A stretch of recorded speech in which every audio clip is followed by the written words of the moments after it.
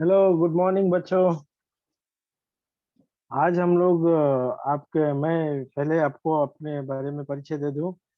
Online live teaching standard ninth class का online भूगोल subject का आज ऑनलाइन टीचिंग है। और मेरा नाम विश्वम्भर लहर जायसवाल। मैं गुफा हिंदी मनपा माध्यमिक शाला जोगेश्वरी पूर्व से हूं बच्चों। और आज हम लोग भूगोल के अध्ययन का करेंगे। भूगोल के अध्ययन में आज हम लोग नगरीकरण के बारे में हम लोग आज समझने की कोशिश करेंगे बेटा। तो पहले मैं आपको मुद्दों से बारे में समझा दूं कि आज हम क्या किन किन मुद्दों के ऊपर ध्यान देंगे। आज हम लोग नगरीकरण नगरीकरण जिसे आप शहरीकरण के नाम से जानते हैं, और जिसके लिए अंग्रेजी का एक शब्द है अर्बनाइजेशन। तो आप चाहे नगरीकरण कहिए जिस आपका पाठ का नाम है, या फिर उसे सरल भाषा में शहरीकरण, और अंग्रेजी का एक शब्द है अर्बनाइजेशन। तो इस टॉपिक को आज हम लोग डिस्कस करेंगे बेटा। नगरीकरण के परिभाषा क्या है, उसका अर्थ क्या होता है, उसको समझने की कोशिश करेंगे। फिर नगरीकरण के कारण नगरीकरण की क्या क्या विशेषताएं देखी जा सकती है, उसकी पूरी परिभाषा को समझने के लिए उसकी विशेषताओं के ऊपर हम लोग नजर करेंगे। और उसके बाद में फिर नगरीकरण के लाभ को देखेंगे।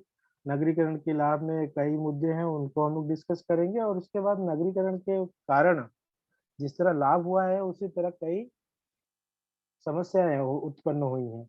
तो उसके बारे में भी आज हम लोग चर्चा यहाँ पर करेंगे। बेटा, क्या होता है कि हर सिक्के का दो पहलू होता है। अगर किसी चीज से आपको फायदा हो रहा है, तो कहीं ना कहीं उस चीज का आपको कहीं कुछ नुकसान भी हो रहा होगा। तो किस तरह का नगरीकरण का फायदा हुआ, किस तरह का नगरीकरण का नुकसान हुआ, और उस नुकसान से बचने के लिए as a citizen, as a नागरिक हमें क्या करना चाहिए, उन सभी बातों का आज हम लोग इस लेक्चर में डिस्कशन करेंगे।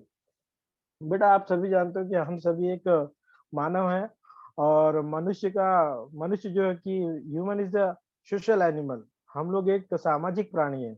समाज के बिना हम लोग रह नहीं पाते, क्योंकि समाज से हमारा लेना देना रहता है ना। तो बिना समाज के हम मनुष्य का अस्तित्व ये संकुचित होगा, ये सही नहीं होगा। तो बेटा, जो मानव बस्ती है, आपने देखा होगा, इतिहास में पढ़ा होगा कि नदियों के किनारे हमारी सभ्यताएं शुरू हुई। धीरे धीरे फिर हमने खेती का विकास किया।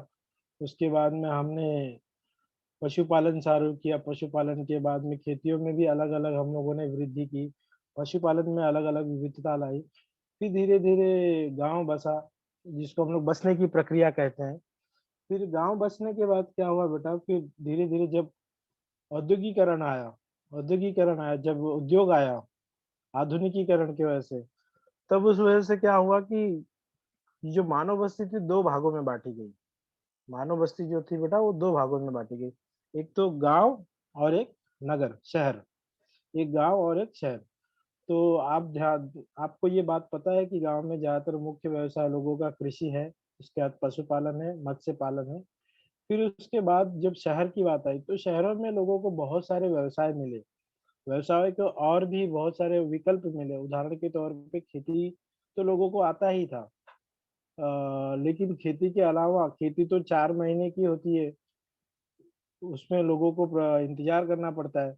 उसके अलावा हर ऐसा कौन सा काम किया जाए कि लोगों को आर्थिक और सामाजिक विकास हो सके। तो उस समय फिर जब लोगों ने और भी जो रोजगार की तलाश की, तो लोगों को पता चला कि शहर औद्योगिकरण, जहाँ पे कंपनीज है, फैक्ट्रीज है, बैंक है, बहुत सारी चीजें हैं, वहां पर उद्योगों की भरमार है। तो लोगों ने क्या किया, धीरे धीरे गांव को छोड़कर शहरों की तरफ पलायन किया। पलायन करना मतलब स्थानांतरण करना, माइग्रेट हुए।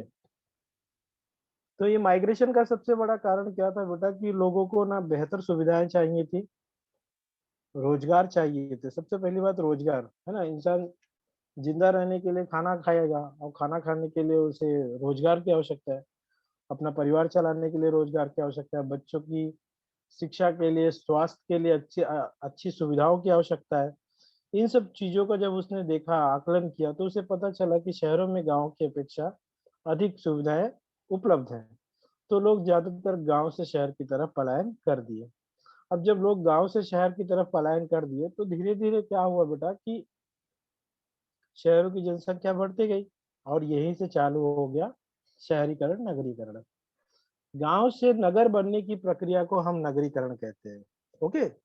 अगर किसी ने आपसे पूछा कि नगरीकरण को आप किस रूप से देखते हो, किस दृष्टिकोण से देखते हो, तो आप उसको ये कह सकते हो किसी गाँव को शहर बनने की प्रक्रिया को हम नगरीकरण कहते हैं। जो ऑलरेडी नगर है, जो ऑलरेडी शहर है, उसे हम लोग नगरीकरण वहाँ पे हम लोग अप्लाई नहीं कर सकते इस कॉन्सेप्ट को, इस संकल्पना को।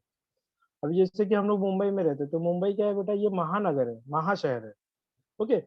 गाँव होगा, गाँव के बाद में नगर होगा, नगर के बाद महानगर, मतलब यहाँ पर अत्याधुनिक एकदम हाईटेक फैसिलिटीज है। आप घर से बाहर निकलोगे तो आपको ऑटो रिक्शा मिल जाएगी, आपको बस मिल जाएगी, आपको कैब मिल जाएगी, आपको हॉस्पिटल में आपको बीएमसी हॉस्पिटल्स गवर्नमेंट का, और जो सिविक हॉस्पिटल है वो भी मिल जाएंगे, नॉर्मल क्लिनिक भी मिल जाएंगी, हाई फाई क्लिनिक भी मिल जाएंगे, multinational hospital, multi specialist hospital या डॉक्टर्स भी मिल जाएंगे। तो यहाँ पर ये सारी सुविधाएं हैं। गाँव खेड़ों में ये सारी सुविधाएं नहीं है। तो बेटा यहाँ आज हम लोग जो सीखने जा रहे हैं ना, इसी पाठ का नाम है नगरीकरण। किसी गांव का शहर बनना या फिर किसी गांव का नगर बनने की प्रक्रिया को हम लोग क्या कहते हैं, नगरीकरण। ओके, आई होप सबको टॉपिक समझ में आ गया होगा। तो दो परिभाषाएं मैं स्क्रीन पे दिखा रहा हूँ। ये दो परिभाषाएं आपकी टेक्स्ट बुक में से नहीं है, तो लेकिन फिर भी उसके बावजूद मैं आपको दिखा रहा हूँ ताकि आपको नगरीकरण की जो पूरी कॉन्सेप्ट है, पूरी संकल्पना है, वो समझ में आए।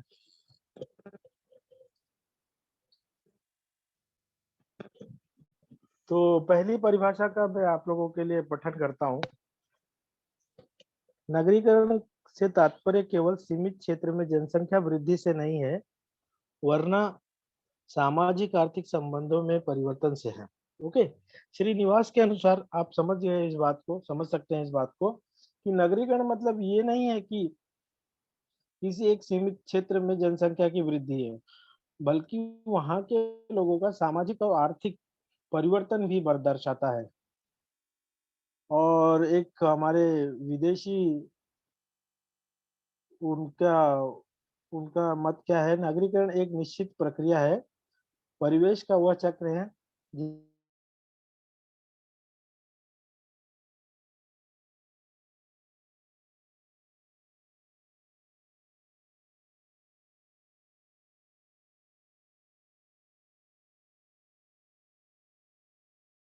कि गांव से शहर बनने की प्रक्रिया को हम नगरीकरण कहते हैं। नगरीक मार्विन ओलेंस के अनुसार नगरीकरण एक ऐसी प्रक्रिया है जिसके अंतर्गत एक समाज के समुदाय के आकार और शक्ति में वृद्धि होती है। आकार मतलब उसकी जनसंख्या में वृद्धि होती है, शक्ति मतलब बेटा आर्थिक शक्ति की बात हो रही है यहाँ पे, है ना, पैसे से संबंधित शक्ति कह रहे। तो इन तीनों परिभाषा को अगर आप ध्यान से पढ़ेंगे तो आपको ये स्पष्ट हो जाएगा कि पहली बात तो लोगों के जनसंख्या में वृद्धि होती है, और दूसरी बात में वो जो वृद्धि होती है सिर्फ जनसंख्या में ही नहीं होती, बल्कि सामाजिक और आर्थिक रूप में भी वृद्धि होती है। ओके, ये इस परिभाषा को अगर आप ध्यान देंगे,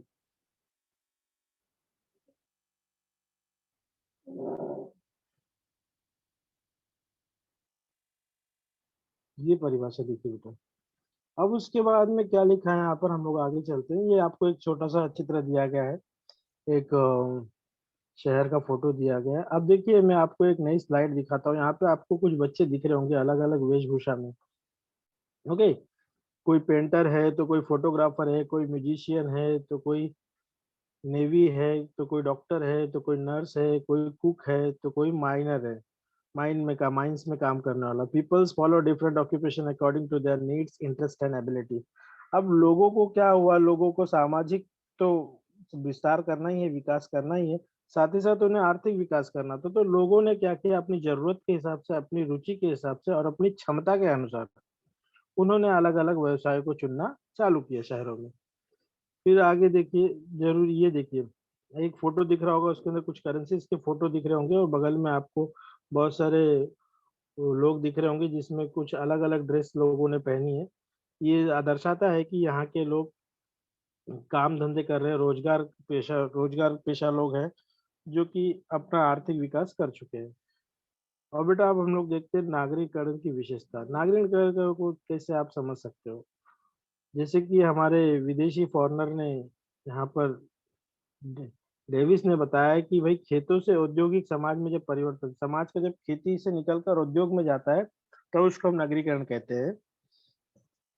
तो ये देखिए आप उसमें पहला विशेषता देख सकते हैं। उद्योगों का केंद्रीकरण बड़े नगरों में दृष्टिगोचर होता है। ओके, जो उद्योग होते हैं, जैसे कि फॉर एग्जांपल अगर मैं आपको बोलूँ शक्कर का कारखाना हुआ, है ना? कागज बनाने का कारखाना हुआ, और जो भी हमारा जो जैसे कि जो कमर्शियल क्रॉप्स होता है, जैसे कि चाय हुआ, कॉफ़ी हुआ, इन सब चीज़ों की जहाँ पे प्रोडक्शन ज़्यादा होती है, जहाँ पे उनका कच्चा माल उपलब्ध होता है, वहाँ पर और जहाँ पर चीप जिसे कहते हैं ना सस्ता, सस्ता मानव संसाधन भी मिल जाए, कम का पैसे में काम करने वाले लोग मिल जाएँ, ऐसी जगहों पर क्या होता है कि औद्योगीकरण बहुत तेज़ी से होता है। ओके, नगरीकरण बनने की ए, बन नगर बनने की एक प्रक्रिया है, गाँव से नगर बनने की जो हम लोगों ने अपने श्रीनिवासन की परिभाषा में देखी थी। तीसरा है नगरीकरण की प्रक्रिया में नए नगर बनते हैं और महानगरों की उत्पत्ति होती है। नगरीकरण की प्रक्रिया में नए नगर बनते हैं और महानगरों की उत्पत्ति होती है ना? हम लोग कभी-कभी कुछ बच्चे बोल बैठते हैं कि हमारे गाँव में भई सड़क आ गई है, पक्की सड़क आ गई है। अब सीधी बात है पक्की सड़क आई है तो मतलब कहीं न कहीं उसका विकास होगा। विकास कैसे होगा कि पक्की सड़क आई है तो उसके ऊपर वाहन दौड़ेंगे, यातायात के साधन आएँगे, आपको सुविधाएँ मिलेंगी, लोगों को रोज़गार मिलेगा और जब या सड़क आएगी, यातायात के साधन आएँगे तो सीधी बात है दुकानें खुलेंगी, बाज़ार खुलेंगे, ओके? तो इससे गवर्नमेंट को भी फ़ायदा होगा। तो यही धीरे-धीरे क्या होगा जब उसका विकास होते जाएगा तो वो नगर आगे चल के क्या बन जाएगा बेटा? महानगर, ओके?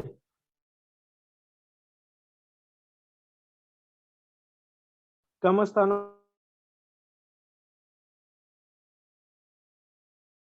आप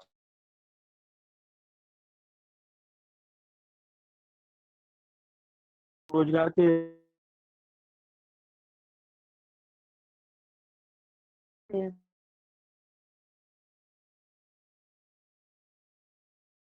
तो कहीं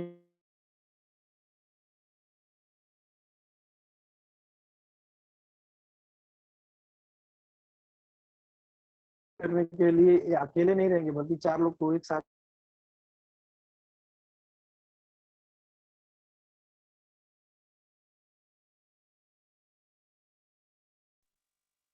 हेलो,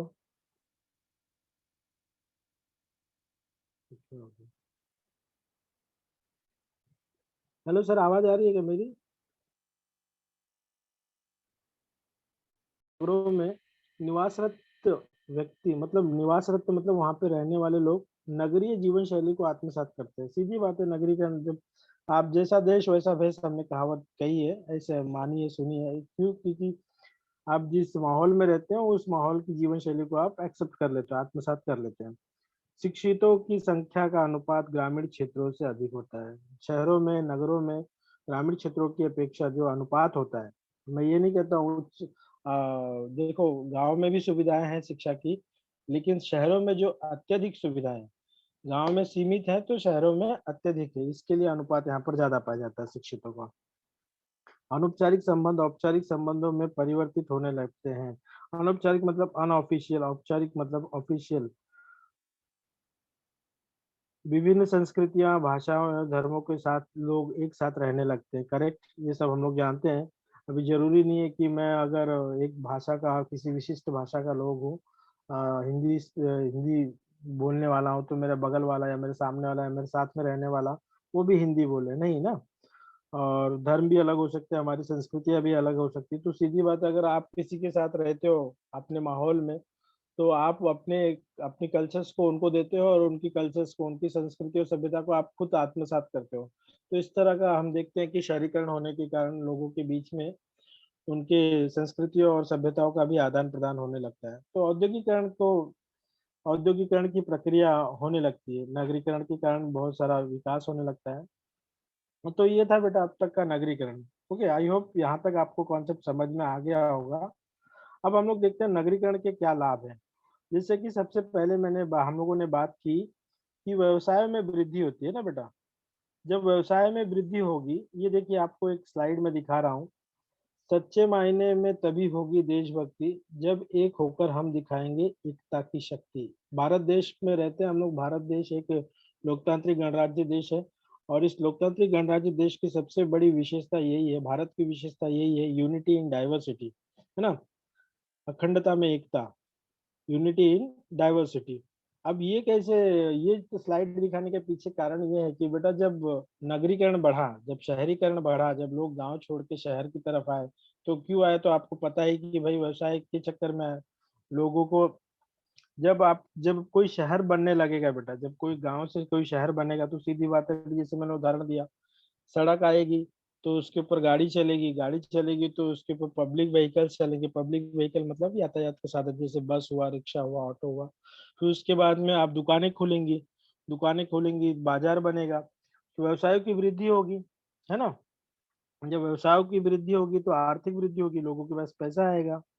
और यही एक सबसे बड़ा कारण है कि नगरीकरण की प्रक्रिया को यहाँ पर बल मिला।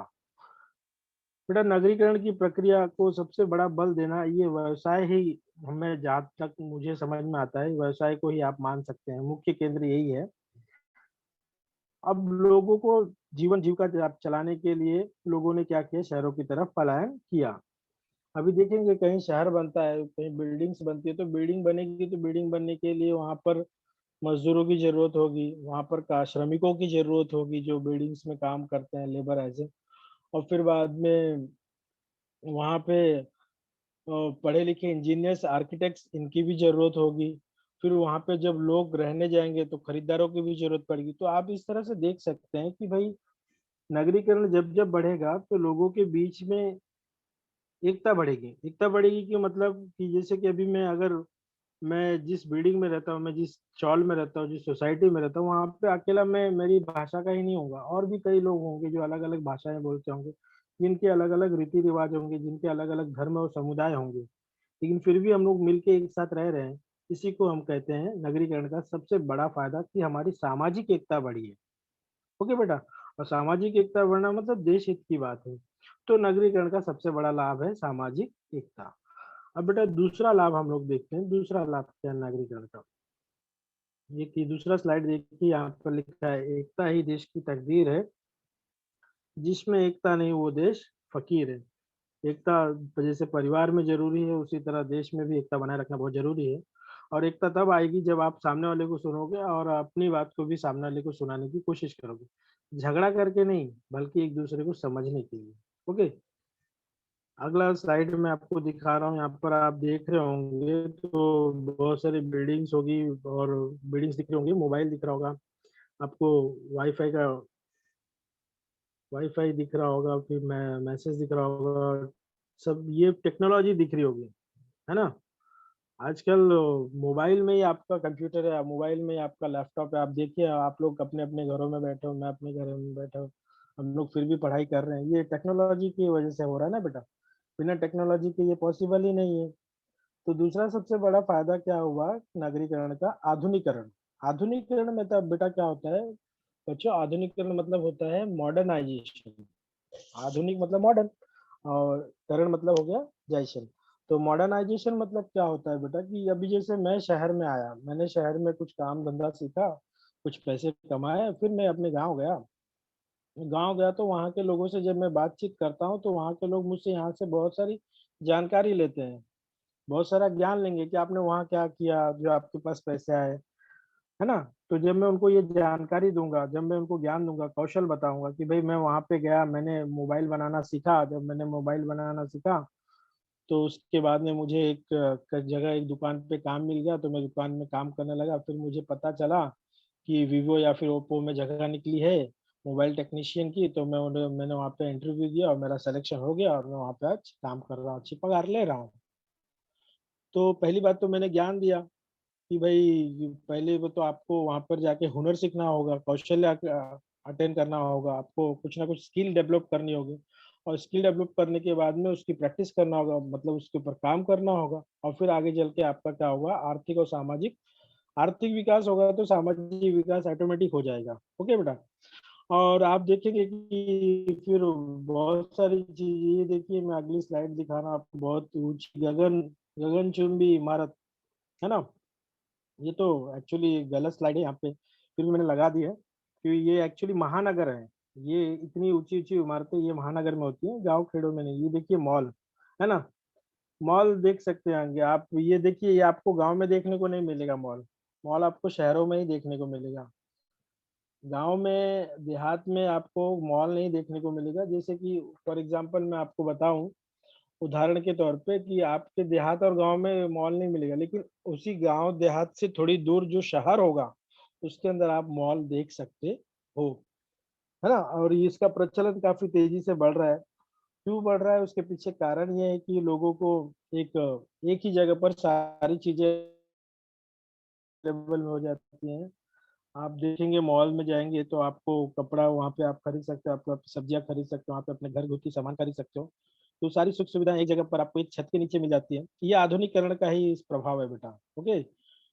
तो शहरों में आजकल ये बहुत तेज़ी से बढ़ रहा है कि लोगों को सुविधाएँ देने के लिए कंपनीज़ जो है, उद्योग जो है, वो बहुत सारी चीज़ें कर रहा है। जैसे कि अभी आप देखे होंगे स्टेशंस पे अलग-अलग महानगरों में, गाँव-खेड़ों में नहीं, महानगरों में अलग-अलग वाई-फाई हर स्टेशंस पे वाई-फाई दे दी गई है, कि आप अपना मोबाइल एक्सेस कर सकते हो और उसमें से आप इंटरनेट यूज़ कर सकते हो।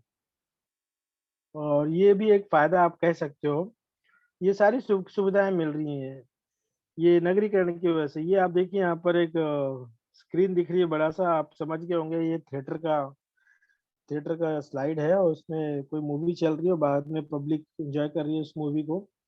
तो ये सारे मनोरंजन के संसाधन आपको इतना बड़ा थिएटर आपको गाँव देहात में नहीं मिलेगा, इतना बड़ा थिएटर आपको शहर या महानगर में ही मिलेगा।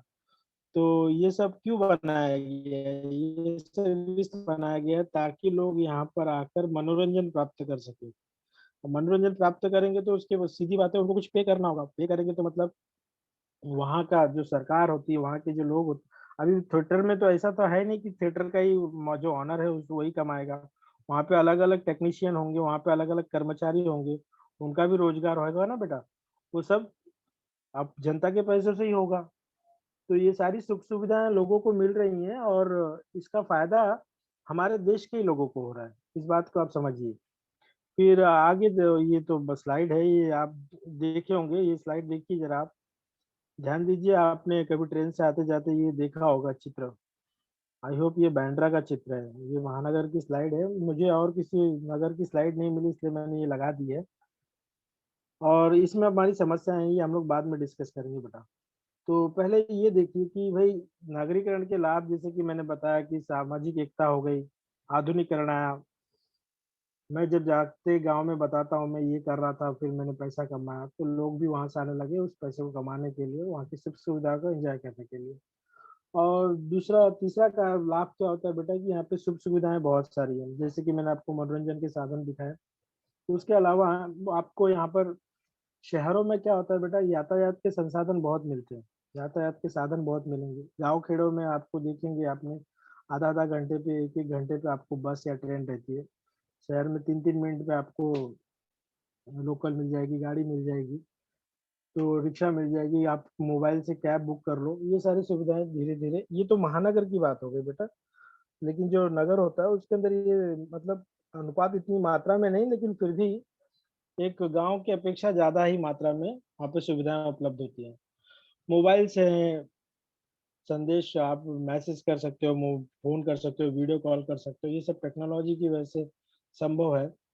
क्यों और कि शहर में इस गाँव में भी है, लेकिन गाँव में आप देखे होंगे कि बेटा कि एक सीमित कंपनी का ही टावर ज़्यादातर मिलता है ना? आपको यहाँ पर अलग-अलग कंपनियों के रेंज मिल जाएँगे मोबाइल के। गाँव में देखोगे तो एक सीमित कंपनी कोई एक या दुक्का कंपनी ही होगी जिसके टावर से या फिर मोबाइल या फिर नेटवर्क अच्छे से चलते होंगे। लेकिन शहर में ऐसा कोई इश्यू नहीं है, सभी के चलते हैं। तो यहाँ पर यातायात की फैसिलिटी, यहाँ पर आपको संदेश वाहन की फैसिलिटी, शिक्षा की फैसिलिटी शहरों में ज़्यादा होती है, गाँव की तुलना में।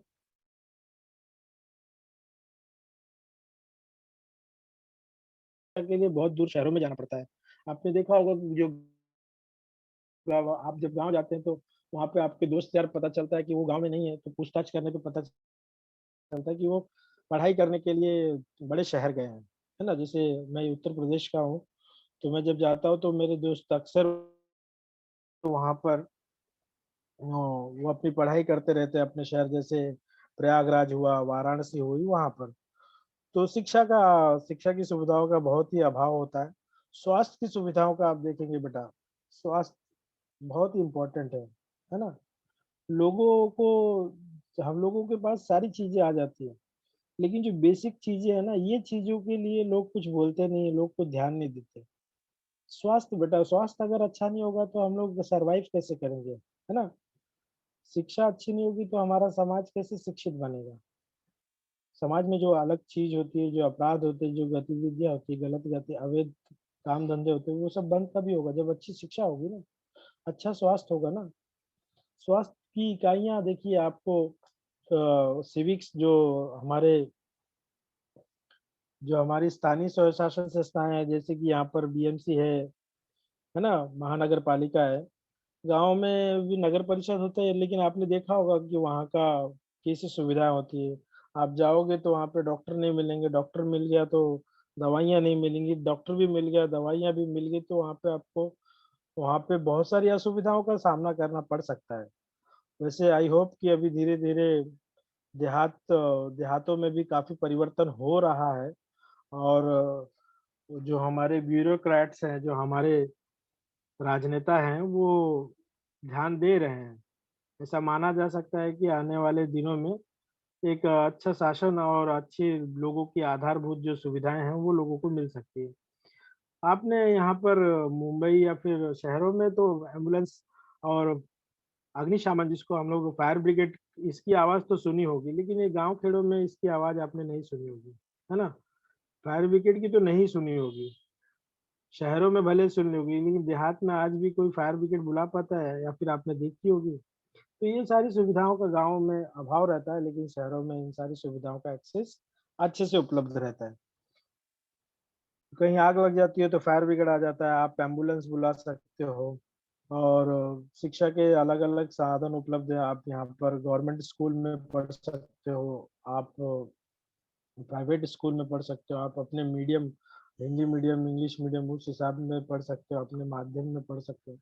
महँगे स्कूल में पढ़ सकते हो, सस्ते स्कूल में पढ़ सकते हो। तो बहुत सारी सुविधाएँ आपको इस शहर में, नगर में मिलती हैं। और बेटा जो उच्च शिक्षाएँ होती है जैसे कि आपको मास्टर डिग्री करनी है और कोई विशेष डिग्री करनी है या फिर कोई कॉम्पिटिटिव एग्ज़ाम जैसे कि आपने सुना होगा कि आईएएस, आईपीएस बनना है तो उसके लिए बच्चे कोटा जाते हैं, बच्चे उसके लिए दिल्ली मुखर्जी नगर जाते हैं। तो ये सब सुविधाएँ आपको शहर में मिलेंगी बेटा, देहात में ये सब नहीं मिलता है ना? ये सब लाभ हुए, ओके? सामाजिक एकता, आधुनिकीकरण, सुख सुविधाएँ और विकसित शिक्षाएँ, ये सुविधाएँ, ठीक है? अभी जिस तरह की भई अगर मोबाइल मेरे हाथ में आ गया तो मैं क्या कर सकता हूँ, किसी से बात कर सकता हूँ, किसी को मैसेज कर सकता हूँ, है ना? वीडियो कॉल पे देख सकता हूँ, अपने आप को उनको दिखा सकता हूँ, तो ये तो फ़ायदे हो गए। तो इसके नुकसान भी होते हैं कि हम लोग क्या होता है कि व्हाट्सएप पे लगे रहते हैं, हम लोग फेसबुक पे लगे रहते हैं, बिना मतलब के यूट्यूब देखते रहते हैं और इससे क्या होता है कि हम लोग अपनी पढ़ाई पे ध्यान नहीं दे पाते। तो जैसे मोबाइल का कुछ फ़ायदा हुआ, कुछ नुकसान हुआ, ठीक उसी तरह मैं अगर सरल भाषा में बोलने जाऊँ, तो नगरीकरण का जिस तरह बहुत कुछ फ़ायदा हो रहा है, तो कुछ नुकसान भी हो रहा है बेटा। कुछ नुकसान हो रहा है। क्या नुकसान हो रहा है? वो बहुत खतरनाक है। अगर हम ध्यान नहीं देंगे तो आगे चल के वो नुकसान दुगनी तेज़ी की रफ़्तार से वो बढ़ सकता है। देखिए, यहाँ पर आपको मैंने स्लम्स का फ़ोटो दिखाया है। स्लम्स मतलब बेटा झुग्गी-झोपड़ियाँ, ओके? अब झुग्गी-झोपड़ियाँ का फ़ोटो क्यों दिखा रहा हूँ, मैं बताता हूँ। पहले आप लोग ये देखिए धारावी स्लम्स। दिख रहा है आप लोगों को कितना बड़ा स्लम्स दिख रहा है? और देखिए, ये देखिए पहाड़ों पे बने घर। आप देखेंगे गोरेगाँव, मलाड में आपको ये देखने को मिल जाएगा कांदिवली में और लोग यहाँ पर जीवन यापन कर रहे हैं। सबसे बड़ी बात क्या है कि लोग यहाँ पर जीवन यापन कर रहे हैं बेटा। अब मैं आपको स्लम्स की फ़ोटो क्यों दिखा रहा हूँ? नगरीकरण की सबसे बड़ी समस्या ना ये स्लम्स है, ये झुग्गी-झोपड़ियाँ, ओके? झुग्गी-झोपड़ियाँ क्यों निर्मित हुई? अगर झुग्गी-झोपड़ियाँ यहाँ पर नगरीकरण की सबसे बड़ी समस्या है, तो झुग्गी-झोपड़ियाँ का निर्माण कैसे हुआ? क्यों हुआ? है ना? इसके पीछे क्या कारण है? तो बेटा आपको पता ही है कि लोगों के पास रोज़गार नहीं था, लोगों के पास एक सेकंड हाँ, लोगों के पास रोज़गार नहीं था, लोगों के पास पैसे नहीं थे, तो लोग गाँव छोड़ के रोज़गार के चक्कर में अपना आर्थिक और सामाजिक विकास करने के चक्कर में शहर आए। अब शहरों में जो जनसंख्या क्या होने लगी? बढ़ने लगी। जनसंख्या तो बढ़ी शहरों में, हर साल, हर दिन कितने सारे लोग गांव से शहर की तरफ पलायन कर रहे हैं, है ना, तेजी के साथ। लेकिन उतनी तेजी के साथ क्या शहरों की सुविधाएं विकसित हो रही हैं क्या? नहीं, है ना? उतनी तेजी के साथ शहरों की सुविधाएं विकसित हो पा रही हैं क्या? नहीं हो पा रही हैं। तो ये आपको मैं बताऊं कि जो भी झोपड़ियाँ क्यों आई कि जब बेटा गांव से अगर कोई रोजगार कमाने के चक्कर में आएगा, तो सीधी बात है वो आर्थिक रूप से कमजोर है, और जब आर्थिक रूप से कमजोर है तो कहीं अच्छी जगह पे वो मकान ले नहीं सकता है भाड़े पे। तो जब भाड़े पे मकान रेंट पे, भाड़ा मतलब रेंट, तो रेंट पे जब वो मकान नहीं ले पाएगा तो कहीं तो रहेगा। तो कहीं रहने के लिए वो क्या करेगा, सड़क के किनारे या फिर कहीं पटरी के किनारे, जहाँ पे उसको कोई बोलेगा नहीं, तो वो क्या करेगा वहाँ पे अस्थायी रूप से बाम्बू उम्बू लगा के, ताड़पत्री उड़पत्री लगा के, पतरा वतरा लगा के रहना चालू कर देगा। धीरे धीरे क्या करेगा, उसको अपनी सुविधा के अनुसार दीवार खड़ी कर देगा, दीवार खड़ी कर देगा, ऊपर पतरा डाल देगा, बन गया घर, है ना? धीरे धीरे क्या बन जाएगा, घर बन जाएगा। और फिर वो इसी घर के देखेंगे आप, ये देखिए स्लाइड देखिए। अब ये देखिए, आप अगर ध्यान देंगे तो नीचे एक दिख रहा होगा, बीच में एक दिख रहा होगा, और उसके ऊपर एक दिख रहा होगा, और उसके ऊपर भी एक दिख रहा होगा। तो सबसे नीचे आई होप तो जिसका जिसने बनाया होगा ना झुग्गी, वो रहता होगा, जो यहाँ पर सबसे पहले आया होगा रोजगार कमाने के लिए। अपने रहने की सुविधा उसने बनाई होगी, और वो रोजगार पे जाता होगा, पैसे कमाता होगा, लेकिन उसने पैसे नहीं उतने जुटा पाया होंगे उसने। तो उसने दिमाग लगाया, क्या दिमाग लगाया, ऊपर एक माला खड़ा कर दिया और उसको भाड़े पे दे दिया। उसकी वृद्धि हुई, उसकी पैसों में आमदनी में उसकी वृद्धि हुई, फिर उसके ऊपर एक माला खड़ा कर दिया, उसको भी भाड़े पे दे दिया, है ना? तो जहाँ अकेले वो कमा रहा था, वो अकेले भी कमा रहा है, प्लस दो भाड़ा भी आ रहा है, दो रेंट भी आ रहा है। तो उसका आर्थिक विकास तो हो गया। लेकिन वो अगर ध्यान देगा तो शहर के ऊपर ये स्लम्स का बोझ बढ़ता जा रहा है। अब बोझ क्यों बढ़ता जा रहा है, उसके पीछे कारण क्या है वो भी बता देता हूँ बेटा। अभी जहाँ पे, अभी आप देखेंगे, आप सार्वजनिक शौचालय का जो उपयोग करने आते हैं, छोटा सा एग्जांपल लीजिए, वहां पर लोगों को अपने डब्बे रख के वेट करना पड़ता है मॉर्निंग के टाइम में, है ना? क्योंकि जनसंख्या ज्यादा है और सुविधाएं कम है। ट्रेन में देखो कितनी गर्दी आती है, बस में देखो कितनी भीड़ आती है। जो कमजोर रहता है, जो महिला रहती है, जो बुजुर्ग रहता है, वो बेचारा चढ़ ही नहीं पाता है, क्योंकि बाकी ताकतवर लोग उस धक्का मार के चल आगे, हो आगे, चल पीछे, घुस जाते हैं, और बेचारे को उसको जगह नहीं मिल पाती। तो ये एक असुविधा है हमारे शहरों में। झुग्गी झोपड़ियों का निर्माण होने लगता है यहाँ पर, और आधारभूत सुविधाएं नहीं है। आप देखेंगे यहाँ पर हाइजीन का प्रॉब्लम है, साफ सफाई नहीं रहती है।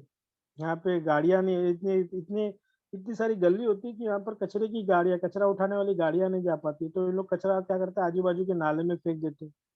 तो नाले चौकअप हो जाते हैं, नाले चौकअप हो जाते हैं, तो नाले चौकअप हो जाते हैं, तो आपको पता है 2005 आ जाता है, मुंबई में बाढ़ आ जाती है ना? एक असुविधा, एक समस्या की वजह से दूसरी समस्या का निर्माण होता है। ओके, तो दूसरी समस्या हम लोग देख बताता हूँ मैं आपको, दूसरी समस्या नगरीकरण के कारण यहाँ क्या उत्पन्न होती है बेटा। ये देखिए, ये चित्र आप देख रहे होंगे, तो इसमें आपको बस, गाड़ी, टेम्पो, रिक्शा सब दिख रही होगी, है ना? और सब एक जगह पे खड़े हैं। ट्रैफिक प्रॉब्लम, लोग बढ़े, लोग बढ़े तो सीधी बात है, व्हीकल्स बढ़े, साधन बढ़े, यातायात के साधन बढ़े, लेकिन सड़कें तो चौड़ी नहीं हो पाई ना। सड़कें तो उतनी की उतनी ही है। तो सीधी बात है, ट्रैफिक का प्रॉब्लम तो क्रिएट होना ही है। अब जब ट्रैफिक बढ़ेगा, अब जब बेटा ट्रैफिक बढ़ेगा, तो हल्ला तो मचेगा ही, और जब हल्ला मचेगा तो ध्वनि प्रदूषण होगा ही।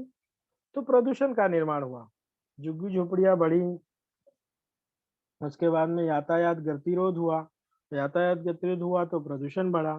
अब ध्वनि प्रदूषण हुआ, वायु प्रदूषण हुआ, और जब उद्योग आए, कंपनियां आई, तो बहुत सारा गंदा मटेरियल्स, जो कि अनवांटेड मटेरियल्स होता है, उसको रिलीज किया गया नदियों में, सागरों में, समुद्रों में।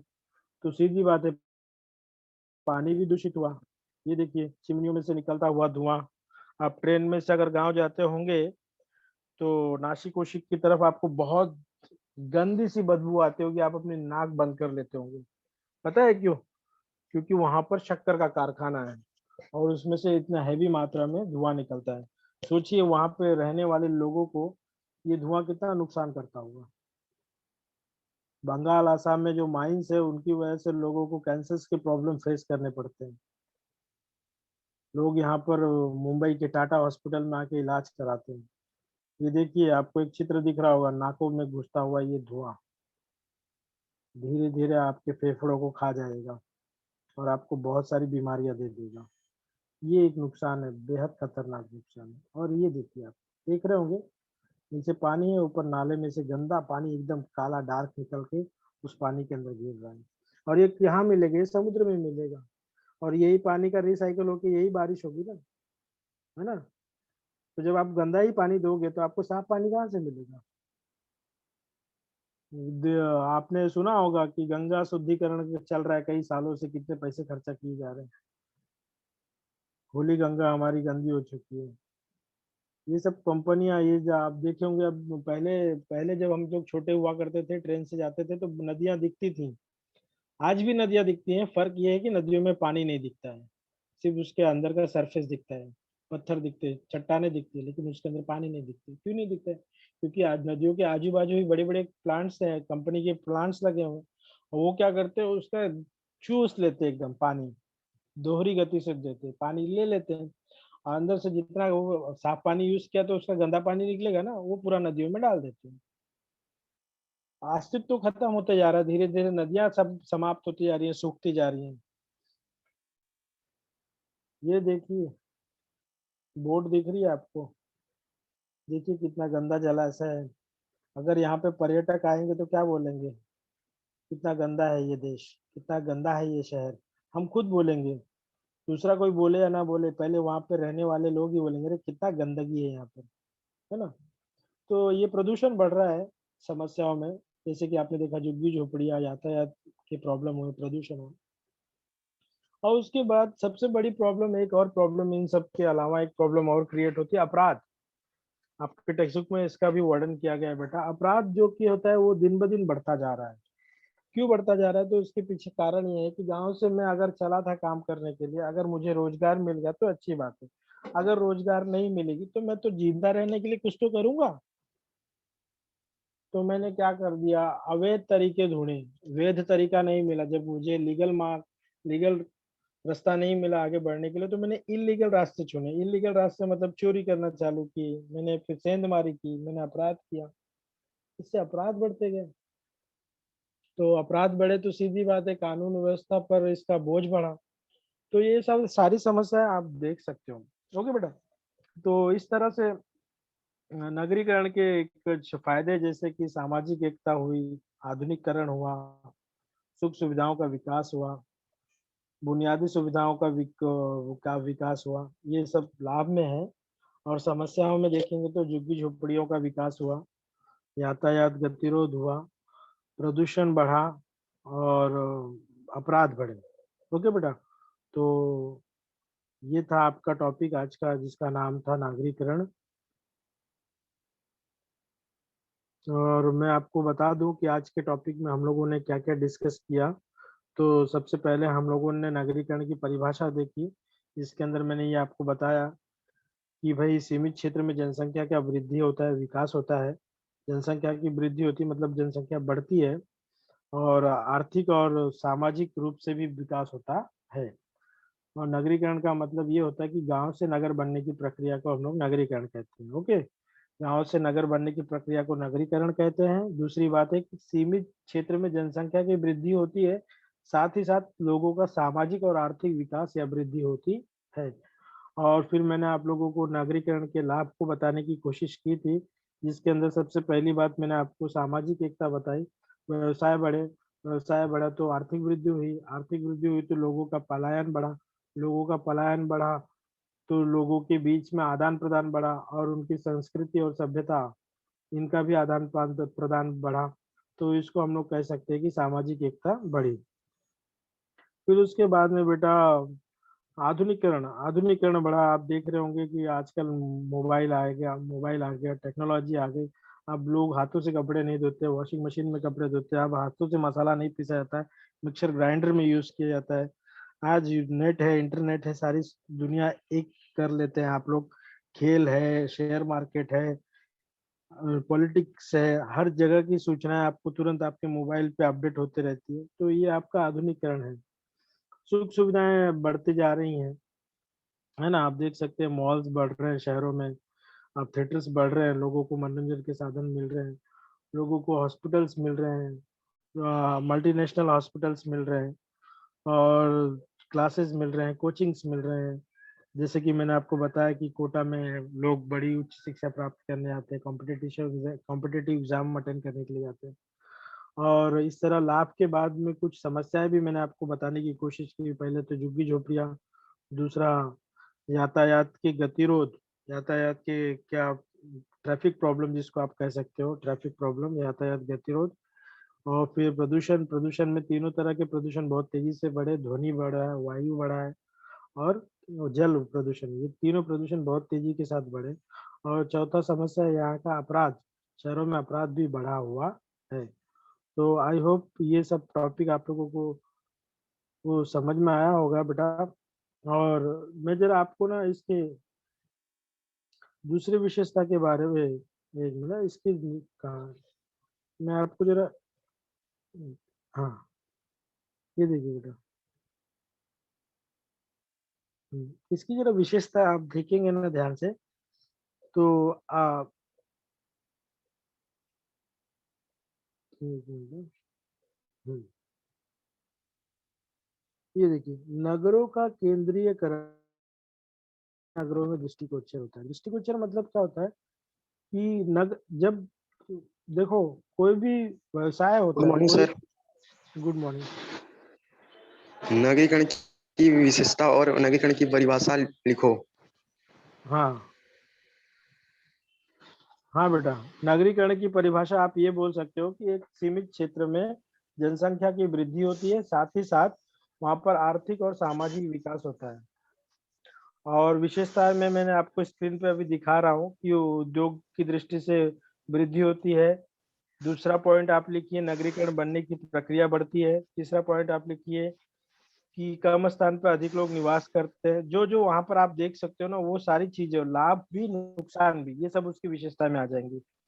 आप जितने लाभ है वो सब उठा के लिख दीजिए। सामाजिक एकता बढ़ता है नगरीकरण की वजह से, आधुनिकता की वजह से नगरीकरण बढ़ा है। सुख सुविधाओं में वृद्धि हुई है, विकास हुए, उच्च शिक्षाओं में, उच्च सुविधाओं में विकास हुआ है। साथ ही साथ झुग्गी झोपड़ियों में विकास, झुग्गी झोपड़ियां बढ़ी हैं जिससे शहर में बहुत सारी असुविधा हो रही है। यातायात का गतिरोध बढ़ा हुआ है, प्रदूषण बढ़ा हुआ है। देखो, जो हमारा लाभ और नुकसान, ये दोनों हमारी विशेषताओं में आ जाएगा। ओके बेटा। हाँ सर, थैंक यू सर। और पूछिए, और किसी कुछ पूछना है क्या बेटा?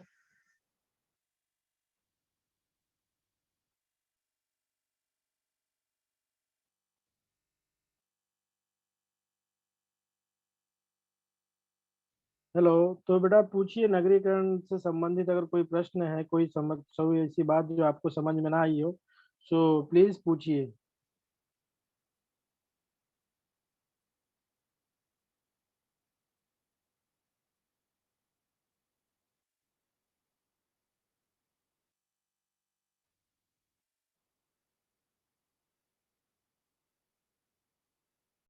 तो बच्चों, आज हमने देखा कि नगरीकरण किसे कहते हैं, नगरीकरण के लाभ क्या है, और नगरीकरण की समस्याएं क्या है। आई होप आप सभी को समझ में आया होगा।